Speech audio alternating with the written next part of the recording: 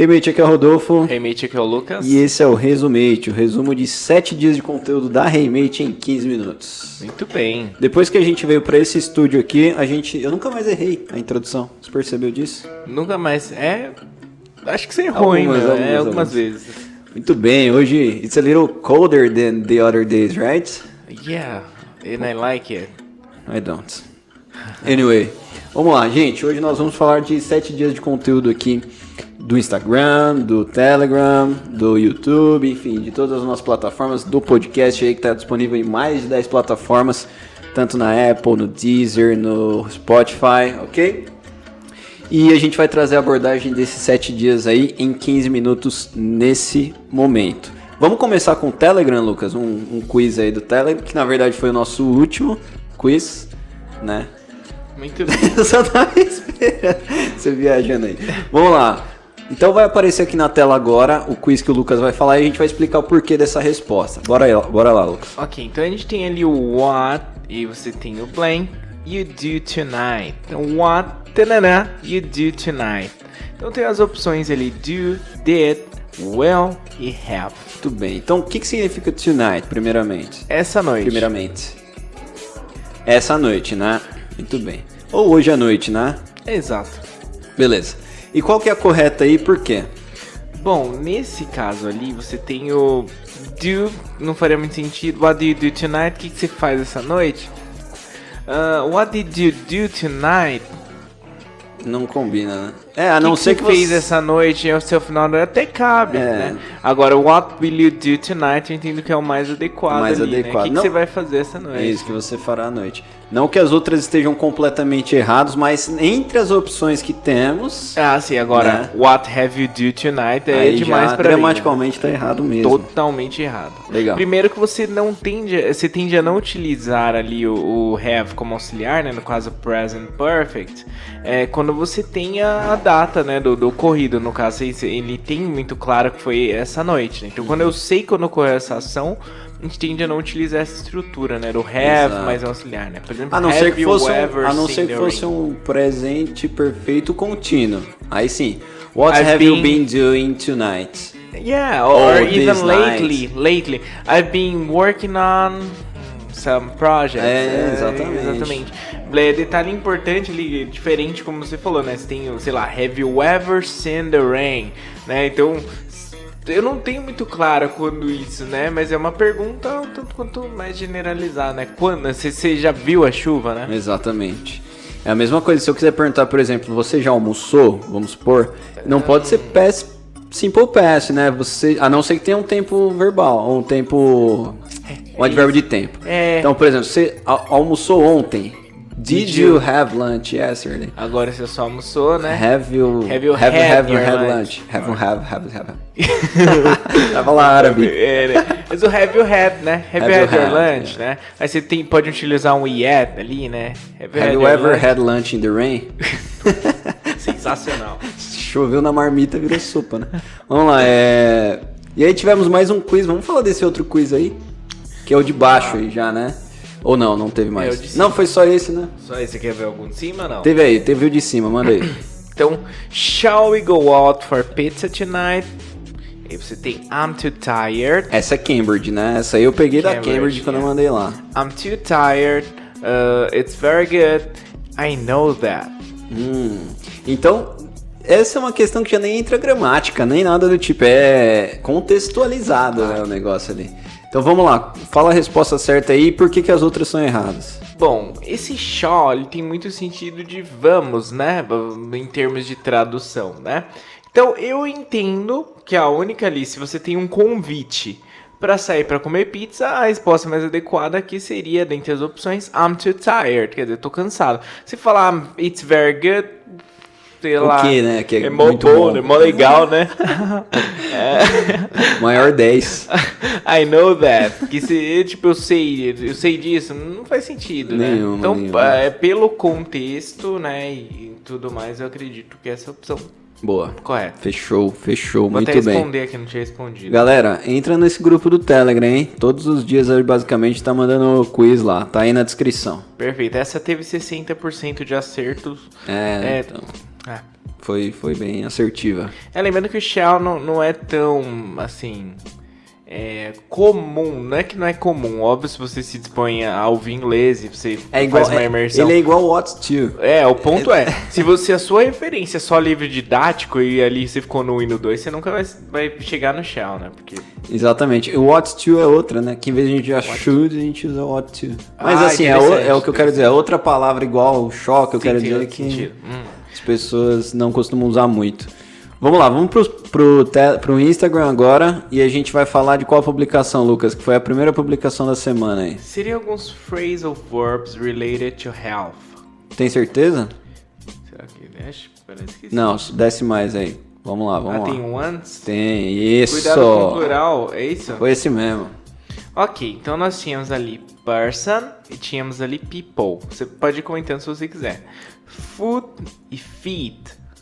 Só, desculpa te atrapalhar, só lembrando que o nome desse plural é plural irregular, né? Porque ele foge da regularidade, exatamente, porque a gente tende a ter plural, e ainda mais porque a gente traz essa referência do português, que é simplesmente colocar o S ao final. Então, você tem casa, casas, pé, pés, mesa, mesas, enfim. E no inglês existe, essa regra se aplica sim, porém tem algumas exceções a essa regra, né? Então é o caso mesmo de food, que é um pé só. Quando eu quero falar esse plural seria feet. Pés, talvez... né? É estranho, né? Tipo, eu sempre achei estranho esse plural irregular. Tem vários que realmente são confusos. Alguns que geram bastante confusão em geral seria people, né? As pessoas entendem que, sei lá, people é uma pessoa só. Então peoples, né? É mais de uma. Person não existe. Person deve ser personagem. E child, né? Mesma coisa. As pessoas tendem a falar children como se fosse uma criança só. Então eu acho que esses geram É verdade. Muito bem. É muito importante o plural irregular, galera. Depois salva essa imagem e utiliza aí. Lembrando que todas as descrições dos nossos posts no Insta tem mais coisa, então sempre tem alguma coisinha a mais. Vamos para a próxima aí, Lucas. Agora sim, o que você tava falando. Só que eu tenho um desafio para te fazer antes, cara. E para você que tá assistindo aí agora. Eu quero que você me ajude a pensar numa palavra que rima com ônibus. Ônibus? Não existe, velho. Bom, vamos lá. Pensar aí. Não, depois se você pensar e souber, se você souber, comenta aí, porque eu também não sei, beleza? Mas tem nada a ver, tá ligado? Do nada, aleatório. Sabe por quê? Eu acho que eu tava pensando em plural e eu pensei, qual é o plural de ônibus? E aí depois veio isso challenge. É legal, porque no inglês, por exemplo, você fala um ônibus, 2 ônibus, ok. Mas no inglês é assim como um lápis, 2 lápis, né? Mas no inglês, por exemplo, one bus, 2 buses. 2 buses. Então você tende... pluraliza mesmo. E isso a gente leva essa lógica do português para inglês e acaba achando tanto quanto estranho, né? Verdade. Alright, great. Vamos lá então. Phrasal verbs com health, é isso? Isso. Pass away. Então seria morrer, né? Por exemplo, he has passed away a few years ago. Pass out seria desmaiar, muito bom. Tem o sinônimo faint também, que é outra forma de dizer desmaiar. Throw up, que seria vomitar, ok? Get over seria sarar, muito bem, né? Da ideia também de se recuperar, né? Isso, nesse sentido, superar alguma coisa. Calm down with seria ficar doente, né? Muito interessante. Interessante esses phrasal verbs, temas, né? de uma quarta-mente aí. De perfeito, cara. Nossa, maravilha. Inclusive você fez, né? Você fez isso, não foi? Foi. Verdade. Eu ia falar, é interessante a gente fazer, mas agora eu lembrei que já teve quarta-mente sobre... saúde, phrasal verbs e saúde. Não lembrava que era eu, mas... exatamente. Acho que você fez umas 8, eu acho. Cara, não aguenta mais. Explicar remédio já, né, e tudo mais. Traduzir bula, né? Vamos lá, próximo. Ways to use at. Muito bem, a preposição at. Preposições sempre costumam ser um karma para estudantes de língua inglesa, né? Se é in, se é on, se é at. Teve alguns posts anteriores, não sei se você vai lembrar, que foram jeitos de usar on, jeitos de usar in, e agora a gente tá num jeito de usar at, né? Então se você tiver curiosidade dos outros, tá lá no nosso Insta. Vamos lá. At night seria à noite. À noite, lembrando que não é uma collocation com at, galera. Então vocês não podem falar in night ou on night. In the night, nada, não tem como, tem que ser sempre at night, né? Exatamente. É bem complicado a preposição, mas night é at. Se você quiser falar, tipo, a noite de... começo de noite, aí pode ser in the evening. E até depende muito do contexto. Se você quer dizer à noite, né, por exemplo, are you free at night? Agora, se você for falar na noite e tal... Aí, in the night, entra... Exatamente. Totalmente, né? Você tem várias canções, inclusive. Eu ficava pensando naquela do Journey, Don't Stop Believing, né? Aí é o contexto. Mas pensa sempre à noite, galera. À noite é at night. Sempre, ok? At least seria no mínimo. At the end, no final. At the top of, no topo. At the age of, que seria na idade de... Legal. Essas são algumas expressões que são bem comuns de utilizar, então a gente pode colocá-las ali no meio. Por exemplo, I know at least 10 songs of. Então, colocar no meio da sentença é bem importante. Very nice. Próxima, Lucas.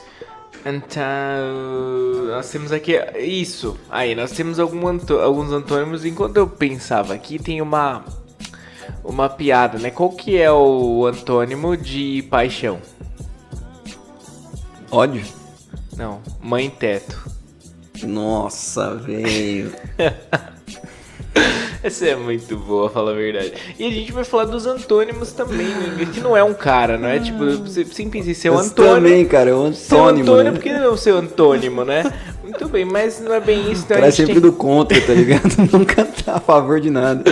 Então nós temos aqui o big com little, né? Então big seria grande, little pequeno. Ou mesmo small, evidentemente, né? Ou você vai dizer que small não, porque small sim, né? Big, small. Uhum. É que eu acho que small é mais pra large, né? Somehow. Pode ser. Happy. Ou eu posso estar enganando. Sad, I guess you are. Happy, sad, open, close, sit, stand. Muito bom. Então eu vou nos mais, né? Sit seria sentar, stand seria levantar. Aliás, stand também é ideia de ficar em pé, né? Right e wrong. Empty, full, né? Então a ideia de vazio e de cheio. Então esses opostos aí, que é uma ótima estratégia para adquirir vocabulário no inglês. Cara, eu sempre falei isso para meus alunos. Procura o antônimo. Exato.